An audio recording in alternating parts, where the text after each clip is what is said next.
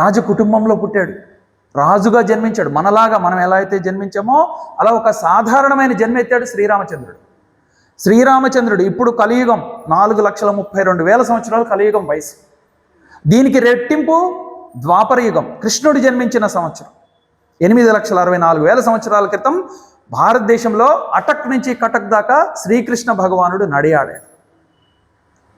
ఈ కలియుగానికి 3 రెట్లు 12,64,000 సంవత్సరాలకు పూర్వం శ్రీరామచంద్రుడు కాశ్మీర్ నుంచి కన్యాకుమారి దాకా నడిచాడు ఈ భారతదేశం. అందుకు భారతదేశం పుణ్యభూమి. అలా నడుస్తూ పావనం చేశారు సమాజం మొత్తం కూడా, ఇలా నడవాలి అని చెప్పేసి నేర్చాడు. అందుకే శ్రీరామచంద్రుడు అన్ని లక్షల సంవత్సరాల పూర్వం జన్మించిన ఇవాళ మనం శ్రీరామచంద్రుడి కళ్యాణం ఊరు ఊరా నడవచ్చు. ఎందుకు? ఇలా నడవాలి. ఒక మనిషిగా జన్మించిన వ్యక్తి తండ్రిని ఎలా గౌరవించాలి, తల్లితో ఎలా ఉండాలి, ఒక భార్యతో ఎలా ఉండాలి, ప్రతి వావి వరసకి ఒక ఆదర్శ పురుషుడు ఎవరయ్యా అంటే శ్రీరామచంద్రుడు. అందుకనే రామో విగ్రహవాన్ ధర్మ అన్నారు. అంటే ఒక ధర్మం అంటే ఒక విగ్రహం లాగా తయారు చేస్తే అది శ్రీరామచంద్రుడు. ఇలా నడుచుకోవాలి అని చేసి చూపించిన వాడు శ్రీరామచంద్ర భగవానుడు. ఆయన మనలాగా ఒక మనిషిలాగా పుట్టాడు, కానీ ఆయన ఒక దేవుడిగా తీర్చిదిద్దింది ఎవరు అంటే ఒక గురువు. చిన్నప్పుడు శ్రీరామచంద్ర భగవానుడు వశిష్ఠుడి దగ్గర వేదాంగాలు విద్యను అభ్యసించాడు. పెద్ద అయిన తర్వాత విశ్వామిత్రుడి దగ్గర విలువిద్యలు నేర్చుకున్నాడు. బల అతిబల అనేటువంటి విద్యలు మనం పొద్దున్నే వెళ్తూ ఉంటే సుప్రభాతం వస్తూ ఉంటుంది గుళ్ళలో. కౌసల్య సుప్రజా రామ పూర్వ సంధ్యా ప్రవర్తతే ఉత్తిష్ట నరశార్ధులాం కర్తవ్యం దైవమాంధికం అని చెప్పేసి చెప్తాడు. అయ్యా లే అని చెప్పి విశ్వామిత్రుడు అడవులకి తీసుకెళ్తుంటాడు యజ్ఞ సంరక్షణార్థం. చిన్నపిల్లలు నా కొడుకుల్ని ఎట్లా పంపించాలి, నేను వస్తా నా సైన్యాన్ని అంతా తీసుకొని, కాదు వాళ్ళకే తెలియాలి వాళ్ళ కర్తవ్యం సైలెంట్లో పెట్టలే, మర్చిపోయింది ఉషా, అందరికీ చెప్పినా కానీ ఉషా మర్చిపోయింది. కర్తవ్యం దైవమాంధికం, కర్తవ్యాన్ని గుర్తు చేస్తున్నాడు. అయ్యా మనం వెళ్ళాలి, ఇంకా దూరం వెళ్ళాల్సి ఉంటుంది అంటే అప్పుడు చెప్తారు, అయ్యా గురువుగారు మేము చాలా అలసిపోయాం, ఇప్పటిదాకా రాజకుటుంబంలో పుట్టాం, ప్రతిదీ కాళ్ళ దగ్గరకు వచ్చేది, ఇవాళ ఇంత దూరం నడిపించారు మమ్మల్ని, అడవుల్లో కాళ్ళకు ముళ్ళు దిగినాయి, మా కాళ్ళు పరిస్థితి మా స్వాధీనంలో లేవు అని శ్రీరామచంద్రుడు లక్ష్మణుడు వేడుకుంటే అప్పుడు బల అతి బల అనే విద్యలు నేర్పిస్తాడు. ఆ విద్యలు నేర్పించిన కారణంగానే ఎక్కడ అయోధ్య ఎక్కడ శ్రీలంక అక్కడ దాకా నడుచుకుంటూ వెళ్ళి రావణుడితో రోజుల తరబడి భీకరమైన యుద్ధాలు చేస్తే ఆ శక్తి కానీ అస్త్రశస్త్రాల్లో ఎటువంటి తరిగిపోయినటువంటి బల అతి బల అనే 2 విద్యల కారణంగానే శ్రీరామచంద్రుడు విజయం సాధించాడు. శ్రీరామచంద్రుడిని ఒక దేవుడిగా మనం కొలవగలుగుతున్నాం. అధర్మాన్ని నాశనం చేసి ధర్మాన్ని సువ్యవస్థితం చేశాడు శ్రీరామచంద్ర భగవానుడు. అందుకు అధర్మం పైన ధర్మం విజయం సాధించింది. దానికి ఎవరు కారణము అంటే ఆ యొక్క విశ్వామిత్రుడి యొక్క నేర్పిన బల అతి బల విద్యలు. మనల్ని విధర్మీయులు ప్రశ్న వేస్తుంటారు, చెట్టు చాటు నుంచి దొంగ దెబ్బ తీశాడు కదా శ్రీరామచంద్రుడు, ఎట్ట గొప్పవాడయ్యాడు. ఆయనను కూడా అడిగి ఉండొచ్చు శ్రీరామచంద్రుడు, కానీ ఆ రోజున వాలి అడిగాడు శ్రీరామచంద్రుడిని, ఎలా నన్ను అట్లా చెట్టు చాటు నుంచి చంపావే, నువ్వు ఇది అధర్మం కదా అని చెప్పినప్పుడు 2 విషయాలు గుర్తు చేస్తాడు శ్రీరామచంద్రుడు. నేను రాజుని కాబట్టి రాజుగా నా ధర్మం వేటాడే ధర్మం, జంతువుల్ని వేటాడే ధర్మం నాకుంది. ఇది ఫస్ట్ పాయింట్. చెట్టు చాటు నుంచి చంపే ధర్మం కూడా రాజుకి, ఎట్లా క్రూర మృగాల్ని వేటాడచ్చు, ఇది ధర్మం. 2వ పాయింట్, నువ్వు నీ తమ్ముడి భార్యని చెరపట్టావు, సుగ్రీవుడి యొక్క భార్యని నువ్వు తీసుకుని వెళ్ళావు, కాబట్టి ఇది అధర్మం అని చెప్పి తెలియజెప్పాల్సిన బాధ్యత రాజుగా నాకుంది, దాన్ని వినలేదు కాబట్టి నీకు తగిన శాస్తి చేయాల్సి వచ్చింది అని చెప్పేసి ఆ యొక్క సూక్ష్మమైన మర్మాలు ఎలా తెలియజెప్పాడు శ్రీరామచంద్రుడు? వశిష్ఠుడి యొక్క మార్గదర్శనం. కాబట్టి ఇట్లాంటి విషయాలు చెప్పి ఒక మామూలు మనిషిగా జన్మించిన వ్యక్తి ఇన్ని లక్షల సంవత్సరాల తర్వాత కూడా ఆయన యొక్క కళ్యాణాన్ని ఆదర్శంగా మనం జరుపుకోగలుగుతున్నామంటే ఆ యొక్క విశిష్ట స్థానం గురువుది, వశిష్ఠ మహర్షిది, విశ్వామిత్రుడిది. ఒక మానవ జన్మ పెట్టినటువంటి వ్యక్తిని ఒక దేవుడిగా తీర్చిదిద్దగలిగినటువంటి గొప్ప గుణము, గొప్ప శక్తి ఒక గురువుకి మాత్రమే సొంతం. అందుకు గురువు గొప్పవాడు. అలానే శ్రీకృష్ణ భగవానుడు కృష్ణం వందే జగద్గురుం మనం వినుంటాం, సినిమా టైటిల్ కూడా వచ్చింది. ఆ కృష్ణం వందే జగద్గురుం అంటే ఈ జగత్తు మొత్తానికి గురువు ఎవరై అంటే శ్రీకృష్ణుడు. భగవద్గీత బోధించి కర్తవ్యాన్ని బోధించాడు.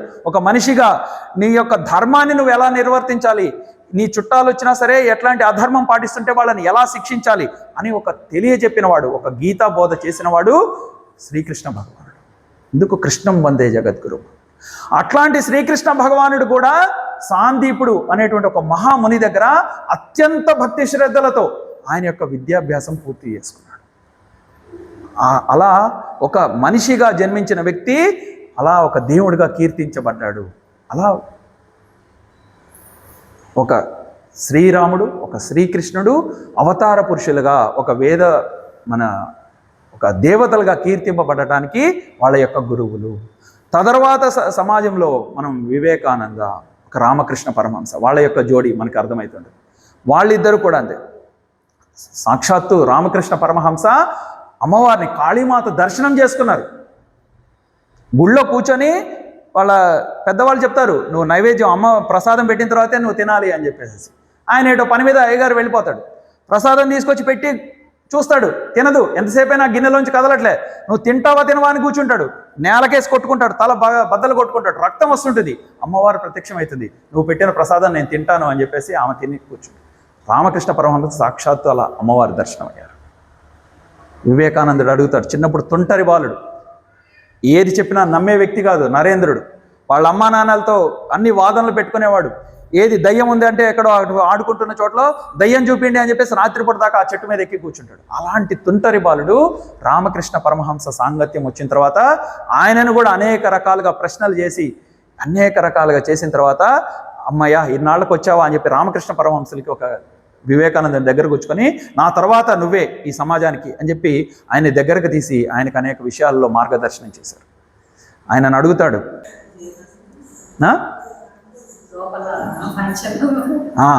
వీటికి రోజు మనం తిని మరి మనం ఆదివారాలు శనివారాలు సాఫ్ట్వేర్ ఇంజనీర్లు ఉషా లాంటి వాళ్ళకి అర్థమవుతుంది. శని ఆదివారాలు 2 రోజుల సెలవులు వాళ్ళు ప్రకటిస్తున్నారు. వాళ్ళకి అంటే అలసిపోయారు, 2 రోజులు సెలవులు తీసుకున్నారు. సహజంగా గవర్నమెంట్ వాళ్ళందరికీ ఆదివారాలు సెలవు. మరి ఈ లోపల వాటికి ఎప్పుడు సెలవా? పొద్దున తిని సాయంత్రం తిని, పొద్దున టిఫిన్, సాయంత్రం స్నాక్స్, మళ్ళీ రాత్రి పడుకోబోయేవు ఫ్రూట్స్. ఇన్నిటితో మరి వీటికి ఎప్పుడు తిని అవి పనిచేస్తున్నాయి, మిషన్లు పనిచేసి వాటికి అలసట ఉంటుంది కదా. కాబట్టి ఇదివరకు ఏకాదశి ఉపవాసం 15 రోజులకు ఒకసారి లంకణం చేయాలి. లంకణం పరమౌషధం అన్నారు. కాబట్టి ఇదంతా పెద్దలు చెప్పింది ఊరికే కాదండి. ఏకాదశి ఈరోజు తినట్లేదు అని చెప్పేవాళ్ళు కాదు. ఇద్దరు ఇవాళ ఏకాదశి అని అన్నాడు అంటే నిజంగా తినని రోజున ఏకాదశి కాకపోయినా కానీ ఈరోజు తినకపోతే దాన్ని ఏం చెప్పాడు, ఏకాదశి అని. ఎందుకు అంత ముద్ర వేశారు. కాబట్టి ఏకాదశి రోజున వీటన్నిటికీ లోపల ఉన్న భాగాలకి ఈరోజు విశ్రాంతి, 2వ రోజు యాక్టివ్గా పనిచేస్తాం. మనం ఎక్కువ పనిచేసిన రోజున నిద్రపోతాం కొద్దిసేపు. ఎందుకు? శరీరంలో ఉన్నటువంటి అవయవాలన్నిటికీ విశ్రాంతిని ఇస్తాం. తిన్న తిండి కూడా ఇదే విశ్రాంతి. కాబట్టి ఈ విశ్రాంతి ఎట్లయితే వాటికి ఆ విశ్రాంతి ఇస్తేనే, ఒకరోజు తినకుండా ఉంటేనే అవి 2వ రోజు యాక్టివ్గా పనిచేస్తాయి. ఆ రోజు కూడా మన మసాలాలు నిన్నటిది వాళ్ళది కలిపి కొడతా అనకూడదు. ఎంత తినాలో రోజు ఎంత తింటామో అంతే తినాలి. ఆ రోజు మసాలాలు వాడకూడదు. చక్కగా నెయ్యి వేసి చక్కగా లైట్గా పోపు చేసి అలాంటి ఏదైనా పొంగలి, కట్టె పొంగలి, స్వీట్ కాకుండా అలాంటి పొంగలి ఏదైనా తినాలి. అప్పుడు లోపల ఔషధ గుణాలు వాటన్నిటికీ లోపల ఉన్నటువంటి పేగులన్నిటికీ కూడా ఓవర్ ఆయిలింగ్ చేసినట్టు అయిపోతుంది. రోజు తిన్నది డైజెస్ట్ మంచిగా అవుతుంది. కాబట్టి ఇట్లా భోజనం విషయంలో అట్లా చెప్పారు. ఇక్కడ నేను మర్చిపోయాను, మళ్ళీ మధ్యలో వెనక్కి వెళ్ళిపోయాను. ఏకాదశి ఉపవాసం ఎందుకు వచ్చింది జీ? ఎవరైనా ఒకసారి గుర్తు చేయండి. ఎక్కడికో వెళ్ళిపోయాను మళ్ళీ మధ్యలో. వాటికి ఉపవాసం ఎలా అయితే చేస్తున్నామో అలా ఈ ఉపవాసం ఎలక్ట్రానిక్ ఉపవాసం. ఎలక్ట్రానిక్ వస్తువులు ఒకరోజు, వారంలో ఒకరోజు ఉపయోగించకుండా ఉండగలమా? ఫోన్లు వాడకుండా ఉండగలమా? టీవీ చూడకుండా ఉండగలమా? నెట్ లేకుండా ఉండగలమా? మరి ఇదివరకు మన తల్లిదండ్రులు ఎలా జీవించారు? ఇప్పుడు ఎందుకు జీవించలేకపోతున్నాము? ఇదివరకు రోజుల్లో ఏదైనా ఉత్తరం ఫోన్ చేస్తే వాళ్ళు ఇప్పుడంటే ఫోన్ వెంబడే, ఇప్పుడు సమాచారం మాకు ఇప్పుడు తెలియని ఒక సమాచారం వెంటనే వచ్చేసింది. ఇదివరకు రోజుల్లో మరి ఆ రోజుల్లో ఎట్లా? ఉత్తరాలు వస్తేనే సమాచారం వచ్చేది. కాబట్టి ఈ ఉపవాసం, నేను ఎందుకు ఆ సబ్జెక్ట్లోకి వెళ్ళట్లేదు ఎక్కువ, ఎందుకు చెప్తున్నానంటే మీరందరికీ తెలుసు, మీరందరూ టెక్నాలజీ బాగా తెలిసిన వాళ్ళు కదా. ఈ ఫోన్లకి కమ్యూనికేషన్ వ్యవస్థ ఎక్కడి నుంచి వస్తుంది? సిగ్నల్స్. ఆ సిగ్నల్స్లో ఏముంటుంది? రేడియేషన్. ఆ రేడియేషన్ ఉండటం వల్ల శరీరం పైన అవయవాలపైన ప్రభావం కలుగుతుంది. ఆ టవర్స్ ఉన్నాయే, ఆ సిగ్నల్స్ తీసుకుంటాయి, పెద్ద పెద్ద టవర్స్ ఉంటాయి కదా, ఆ టవర్స్ వల్ల జంతు జాతుల్లో సంతానోత్పత్తి తగ్గిపోతుంది. పిట్టలు, పక్షులు, వాటన్నిటికీ సంతానోత్పత్తి తగ్గిపోతుంది. అందుకని ఇదివరకులాగా పిచ్చుకలు లేవు. సినిమా చూశారుగా, రోబో 2.0 ఏదో వచ్చింది కదా, అక్షయ్ కుమార్ పక్షి అని చెప్పేసి ఏదో చేశాడు కదా సినిమా, అంతా అదే. మనం ఆ సినిమాని ఏదో చూసాం కానీ యాక్చువల్ దాన్ని వెనకున్న కాన్సెప్ట్ అదే కదా. మరి ఇంత రేడియేషన్ మనం పక్కలో పెట్టుకొని బల్లెం ఏదో అంటారుగా, శత్రువుని పక్కన పెట్టుకొని పడుకుంటారు. రాత్రిపూట కూడా తలకడ కింద ఫోన్ ఉండాల్సిందే. ఏదైనా టింగ్ టింగ్ అని మోగిందంటే అర్ధరాత్రి అప్పుడు లేచి చూస్తే పక్కన వాళ్ళు కూడా లేచి చూస్తారు, ఎవరు మెసేజ్ పంపించారా. ఇద్దరికి మెలకు అనమాట. కాబట్టి ఇవాళ ఈ ఫోన్ని మనం ఈ ఉపవాసం వారంలో ఒక రోజు పక్కకు పెట్టుకోవచ్చా? అంటే నేను ఇవన్నీ ఎందుకు చెప్తున్నానంటే ఇవన్నీ యోగాలో భాగమే. యోగా నథింగ్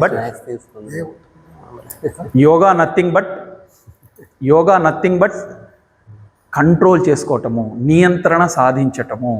అది తిండి పైన కావచ్చు, శ్వాస పైన నియంత్రణ, ప్రాణవాయుని నియంత్రించడమే ప్రాణాయామం. అదే ముందరికి వెళ్తే యోగా. కాబట్టి యోగా సాధకులుగా మనందరం కూడా వీటన్నిటిపైన నియంత్రణ ఫస్ట్ మనం సాధించాలి, తర్వాత కుటుంబంలో ఇంప్లిమెంట్ చేయాలి, తర్వాత మన చుట్టాలకి, తర్వాత మనం పనిచేసే ప్రదేశాల్లో, ఆ తర్వాత 5th ప్లేస్ మన గ్రామంలో. ఇది చేయగలమా? ఇది ఆచరించాలంటే మీరందరూ మీరు ఫోన్లోని పక్కకు పెట్టాలి. హలో నేను వస్తున్నా, ఒక్క నిమిషం, మీరందరూ ఫోన్లు పక్కకు పెట్టేసేయండి, ఇట్లా చేయకూడదు. మనం ఆచరించాలి. కాబట్టి వారంలో నేను మొన్న ఒక చోట హైదరాబాద్కి వెళ్ళినప్పుడు వాళ్ళందరికీ కూడా ఇప్పుడు మనం చెప్పులు ఎట్లయితే పార్క్ చేస్తామో, బండ్లు ఎట్లయితే పార్కింగ్ చేస్తామో, అట్లా ఒక షెల్ఫ్ పెట్టబడింది. ఇంట్లోకి రాగానే మీ ఫోన్ అక్కడ పెట్టేసి రండి అన్నాను. మా ఇంట్లోకి తీసుకురావద్దని చెప్పారు వాళ్ళు ఫోన్. ఎందుకంటే అంటే ఫోన్ పార్కింగ్, మేము ఏదైనా మా అవసరం వస్తే అక్కడికి వెళ్ళి, అంటే ఇదివరకు ల్యాండ్ లైన్ ఎట్లయితే ఎక్కడ ఉంటుందో అక్కడికి వెళ్ళి మాట్లాడుకుని వచ్చాడు. ల్యాండ్ లైన్కి తక్కువ, ఎందుకంటే దాంట్లో వైరింగ్ అంతా ఉండేది కాబట్టి దాంట్లో ఇది ఉండేది కాదు, ఇందాక చెప్పి రేడియేషన్ ఎఫెక్ట్ ఉండేది కాదు. కానీ ఈ ఫోన్లకి ఎక్కువ ఉంటుంది. కాబట్టి ఆ ఫోన్లు అక్కడ పార్క్ చేసినాం. మీ సౌండ్ వస్తే అక్కడ వస్తుంది, వెళ్ళి మాట్లాడుకున్నాడు, లోపలికి తీసుకురావద్దు. రెండో పాయింట్, మనం ఏదైనా ఒక పని మీద ఒక సమాచారం ఇవ్వడానికి వెళ్ళాం. మా ఇంట్లో పలానా శుభకార్యం ఉందండి, మిమ్మల్ని పిలవడానికి వచ్చాం. ఈ లోపలే ఫోన్ వస్తుంది. హలో, ఒక్క నిమిషం, ఏమండి ఇవ్వండి, పెళ్ళి ఇచ్చేసి వెళ్ళిపోతుంది. వెళ్ళిన శ్రద్ధ ఏంటి, వెళ్ళిన విషయం ఏంటి, ఆ విషయం చెప్పగలిగే అలవాటు ఉందా అండి ఇవాళ? ఏమండి ఎవరైనా మన ఇంటికి వచ్చిన వాళ్ళు ఒక్క నిమిషం ఫోన్ మాట్లాడుకొని కూర్చున్న వాళ్ళు ఉన్నారా? ఇంత కార్యక్రమంలో చెప్తేనే 3 సార్లు, ఇందాక కూడా ఏదో వచ్చింది వద్దు అంటే వద్దు అన్నట్టు లెక్క. అందులోనూ అతి ముఖ్యంగా కార్యక్రమం జరిగేటప్పుడు అసలు వద్దన్నట్టు లెక్క. కాబట్టి ఆ కార్యక్రమం జరిగేటప్పుడు వద్దు అన్న అదే. కాబట్టి మనం కూడా ఈ వద్దు ఫోన్, ఎలక్ట్రానిక్ ఉపవాసం, ఈ ఉపవాసం చేయొచ్చా? ప్రారంభం చేద్దాం. ఎంత రిజల్ట్ వస్తుందో ఒకసారి ఆలోచన చేయండి. కాబట్టి కొన్ని విషయాలు మన దగ్గర నుంచి మార్పు మొదలు పెట్టాలి. కాబట్టి ఈ గురు పౌర్ణమి రోజున మనందరం ఇట్లాంటి ఒక మార్పుకి సంకేతం పలుకుతూ, గురువు గారికి ఇలాంటి గురువులని మనందరికీ యోగా, మన ఆరోగ్యం పైన, ఆరోగ్యమే మహాభాగ్యం, యోగా పైన అవేర్నెస్ తీసుకొచ్చి, అట్లానే కొన్ని విషయాలు ఏది మంచి చెడు జ్ఞానం, ఇప్పుడు ఇవాళ మీ అందరికి జ్ఞానం పొందినట్లే లెక్క, జ్ఞానం ఇచ్చాను ఇవాళ మీ అందరికీ. కాబట్టి ఆ జ్ఞానం పైన మనం అందరం కూడా విని వదిలేసామనుకోండి, ఇవాళ సమాజంలో జరిగేది అదేగా. చాగంటి కోటేశ్వరరావు గారి ప్రవచనాలు బ్రహ్మాండంగా వింటారు అందరూ పొద్దున్నే, వారివి ఇంకో ఆయన వారు చెప్తారు, గరికపాటి నరసింహారావు అన్నీ వింటాం. ఆచరణ దగ్గరకు వచ్చేసరికల్లా. కాబట్టి ఇలాంటి కార్యక్రమాలు నిర్వహించిన తర్వాత వాటిని ఆచరణ ఎంత ముందరికి వెళ్ళాము. కాబట్టి గురువు గారు మళ్ళీ నెక్స్ట్ వారం ఒకసారి చెప్పాలి, ఎవరైనా ఈ ఉపవాసం ప్రారంభం చేశారా, మా ఊళ్ళో పలానా చోటు ప్రారంభమైంది. ఇందాక పర్యావరణంలో ఒక చిన్న విషయం చెప్పి పూర్తి చేస్తాను. ప్లాస్టిక్ వాడకం తగ్గియాలి, బట్ట సంచి వాడాలి. నేను సురేష్ అన్న పేరు ఎక్కడికి వెళ్ళినా చెప్తాను.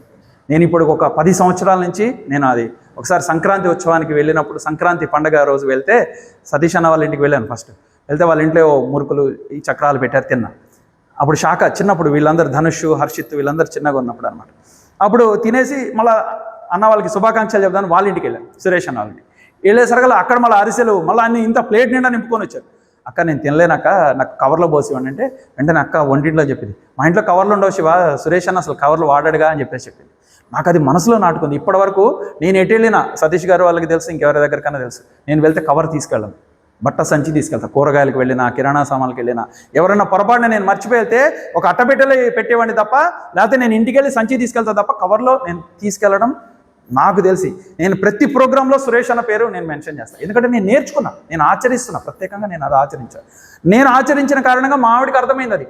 ఆమె ఎక్కడికి వెళ్ళినా సరే వాళ్ళే చెప్తున్నారు. ముందర మన శ్రవణ్ షాప్కి వెళ్తే శ్రవణ్ చెప్తున్నాడు, వదిన అన్నయ్య కవర్ ఒప్పుకోడు కదా అని చెప్పేసి ఈమె చెప్పింది. వాళ్ళు కూడా అర్థమైపోయింది, వదిన వెళ్ళినా కానీ వాళ్ళు కవర్ ఇవ్వరు. అట్లా మనం ఆచరించాలి, మన కుటుంబంలో అర్థం కావాలి. కాబట్టి స్టీల్ ప్రోత్సహిద్దాం. స్టీల్ గ్లాసులో ఎవరైనా ఇంటికి వచ్చిన అతిథులకి స్టీల్ గ్లాసులో మంచినీళ్ళు ఇద్దాం, స్టీల్ ప్లేట్లలో భోజనం పెడదాం.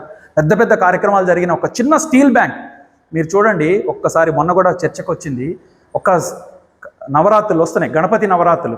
ఈ గణపతి నవరాత్రులలో రోజు టిఫిన్ల పేరుతో భోజనాల పేరుతో ఎంత ఖర్చు అవుతున్నది అని మొన్న చూశాను నేను. 3,000 రూపాయలు ఒక్కొక్క రోజుకి ఖర్చు పెడుతున్నారండి. ప్లేట్లు, బఫే ప్లేట్లు, గ్లాసులకి.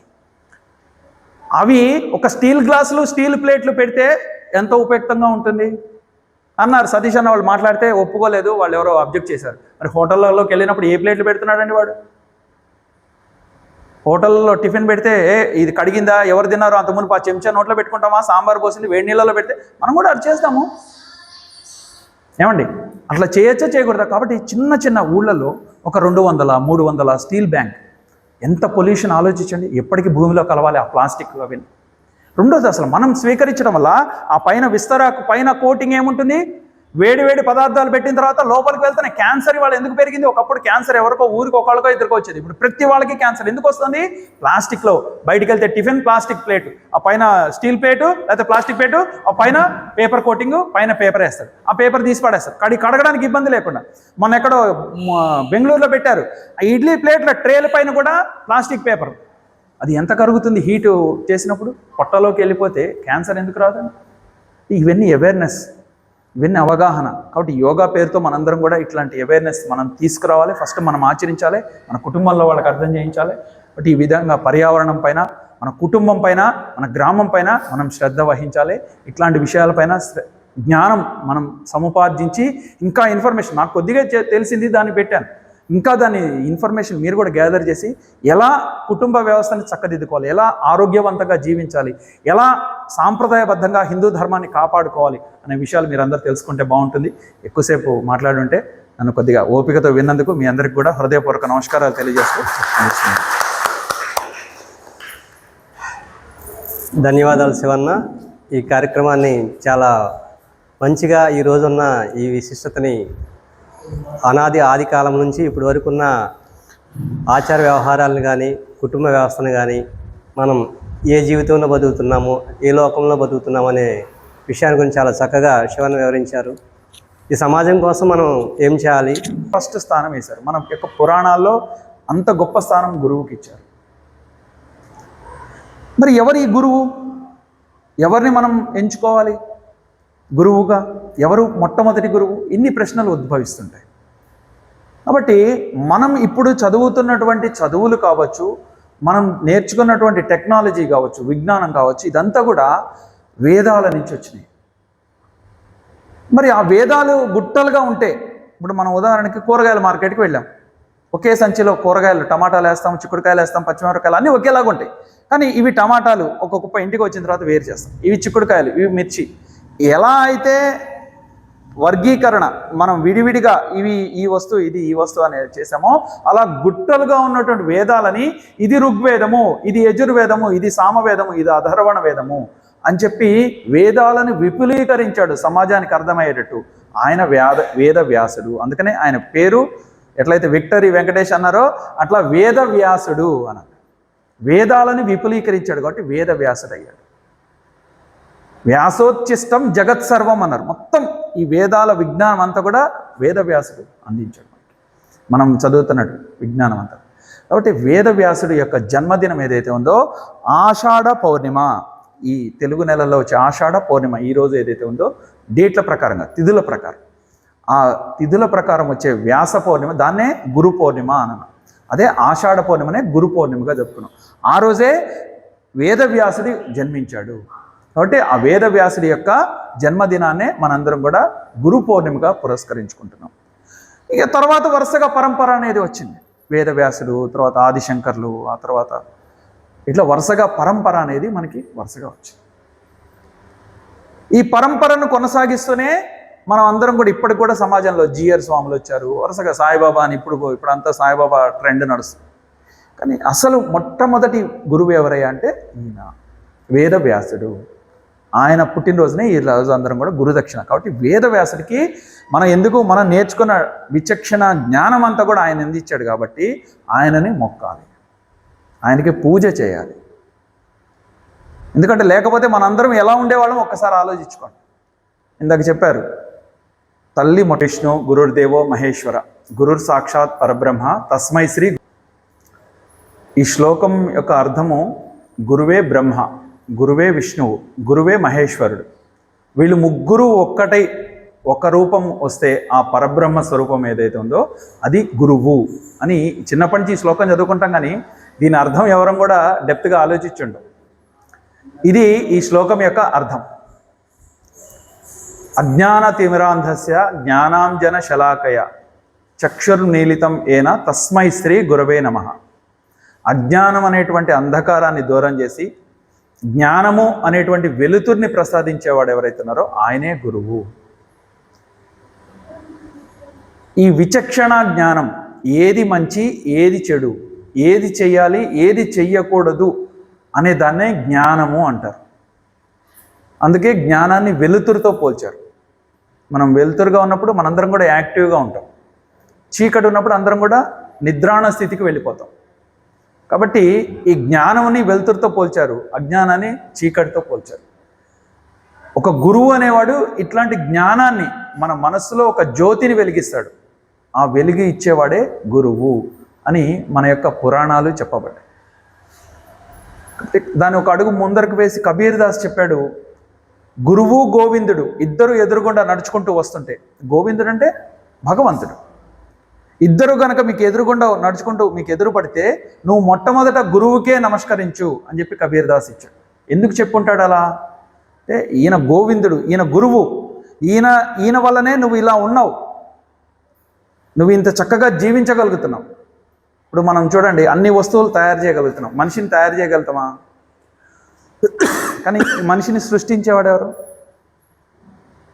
ఆ భగవంతుడిని చెప్పిన వాడెవరు? ఈయన భగవంతుడాన్ని తెలియజెప్పిన వాడెవరు? పుట్టంగానే మనకి తెలుస్తున్నాయా? అంటే అంత విశిష్ట స్థానం ఆ గురువు చెప్పగలాలి. కుటుంబ వ్యవస్థను ఎలా కాపాడుకోవాలి, పర్యావరణాన్ని ఏ విధంగా కాపాడుకోవాలి అనే విషయం మీద మన గురువుగా మన శివన్న మన అందరికీ కూడా ఒక జ్ఞానాన్ని పంచారు. అందుకే గురువు లేని విద్య గుడ్డి వంటిది అన్నారు. అంటే అది ఎలా ఉంటుందంటే, కళ్ళు లేకుండా మనం చూస్తే ఏ విధంగా ఉంటుందో ఆ విధంగా ఉంటుంది. గురువు లేకుండా ఏ విద్య నేర్చుకున్నా సరే అది అంధకారమయంగా ఉంటుంది. అందుకనే ఇప్పుడు మన ఈ ఒక్క హాఫ్ అన్ అవర్లోనే ఎంతో జ్ఞానాన్ని ఇచ్చిన శివన్నని ఈరోజు మనం మనస్ఫూర్తిగా సన్మానం చేసుకున్నాము. ఈ కార్యక్రమాన్ని శివన్నతో పాటు వారి సతీమణి సిస్టర్ వారిని కూడా సన్మానం చేస్తాం. ఎందుకంటే శివన్నని ఆయన సమాజం కోసం బయటకు వెళ్తూ ఉంటారు, ఆయన వచ్చే వరకు వెయిట్ చేస్తూ ఉంటారు. సమాజం కోసం అట్లా పంపడం ఒక స్త్రీమూర్తికి ఇంట్లో చాలా అసాధ్యము. కానీ ఆయన వెళుతున్నప్పుడు ఆమె ఇంట్లో ఉండి ఆమె అన్ని మనసులో ఎన్నున్నా సరే ఆమెని లోపల అది బాధ మింగేసుకొని ఆయన్ని సంతోషంగా బయట పంపించడానికి ముందుగా ఆమెకు మనం సన్మానం చేసుకోవాలి వాస్తవంగా. అందుకనే ఇద్దరికీ మనం సన్మాన రూపంలో గురువుగా మనం గురుదక్షిణగా మనం ఆ విధంగా మనం రుణం తీర్చుకున్నాము. అట్లా ఆ వేదవ్యాసులు గారి యొక్క గొప్పతన విశిష్టతను తెలియజేసిందే గురువులు. ఆ వేదవ్యాసుని గారు చెప్పడానికి అసలు ఆయన ఉన్నారని చెప్పేదే గురువులు. అలాంటి విద్యను మీరు అందించారు కాబట్టి మిమ్మల్ని ఈ విధంగా సన్మానం చేసుకోవాలని మనస్ఫూర్తిగా కోరుకుంటున్నాం. ఇక్కడ ప్రతి ఒక్కరిలోనూ సంతోషం, చాలా సంతోషం. మీకు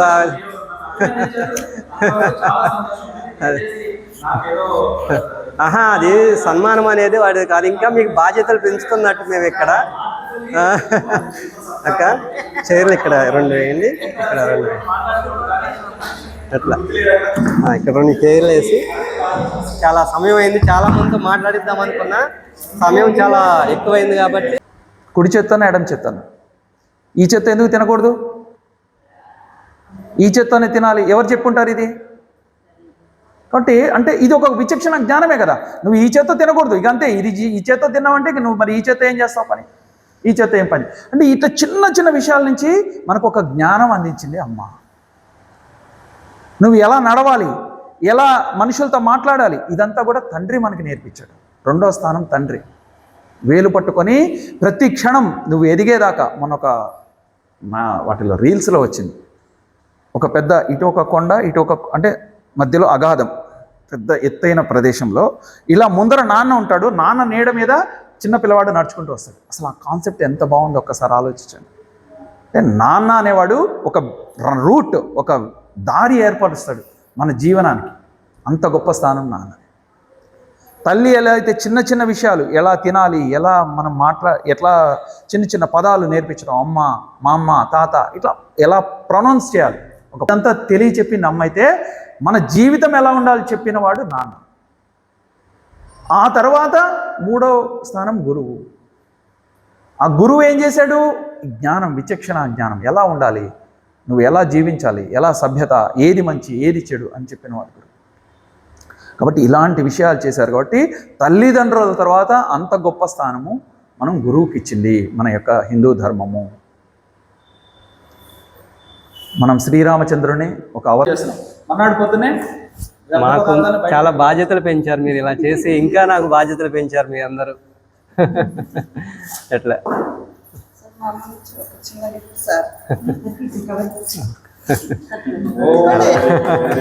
చాలా సంతోషం. ఇదేంటా ఇంకా పంచదారదా పట్టిక వినాయక, చాలా సంతోషం. ఎప్పటికీ మర్చిపోలేని ఇది బహుమతి మాకు. అట్లా జ్ఞానాన్ని ఇచ్చిన వ్యక్తి అది. అన్నీ ఉన్నాయి దీంట్లోనే. ముందు ఈయన్ని కొలిసే అందరినీ మొదలు పెట్టాలి, ఏ పనైనా మనం ఈయన ప్రార్థించాకే. అట్లా చాలా బాగుంది అక్క. థ్యాంక్ యూ అక్క, చాలా థ్యాంక్స్. స్వీట్ అరటిపండు అన్న తీసుకోండి. అరటిపండు అందరం రావాలి అక్కడికి.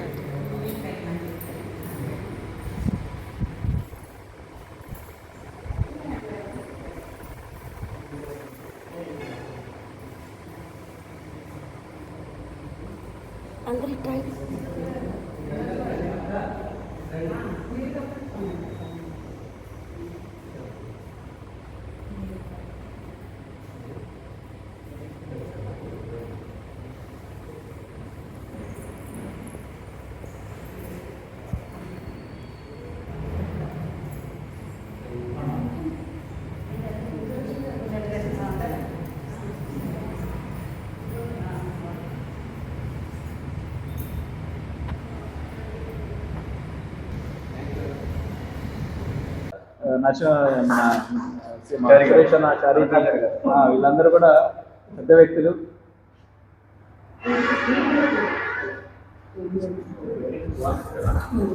ధన్యవాదాలు మీ అందరికీ.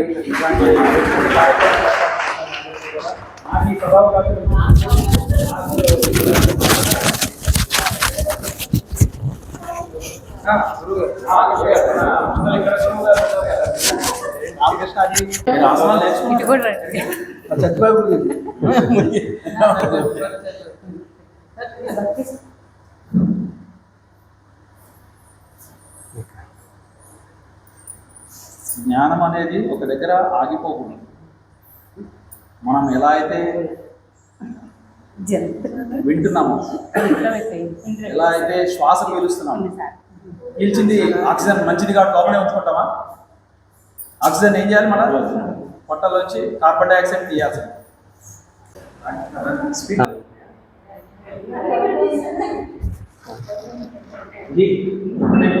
ఏమనుకో, మీరు చేయదలుచుకుంది పూర్ మా మీద అక్కడ పెట్టుకుని అస్సలు వద్దు.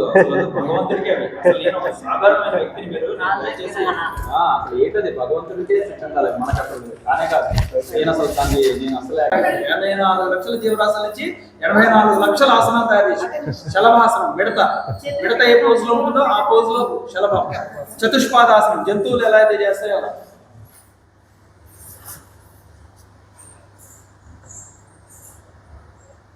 వెళ్ళండి, దగ్గరికి రండి. మా గురూజీ నేను మణుగూరులో కార్యక్రమం చెప్పాను. 150 పరిశోధనలు జరిగితే సురేష్ అన్న పేరు అక్కడ వచ్చింది. ఖమ్మంలో మన ప్రాథమికలో ఈ టాపిక్ పర్యావరణం పేరు వస్తే ప్లాస్టిక్ అంటే సురేష్ అన్న ఫస్ట్.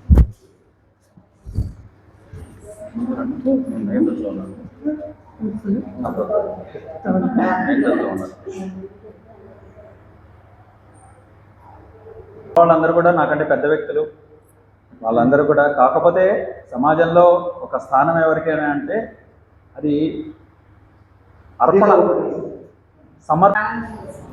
ఓకే, దానికోసమే ఆనందించే మిమ్మల్ని కూడా. రండి, మీరు కూడా రండి.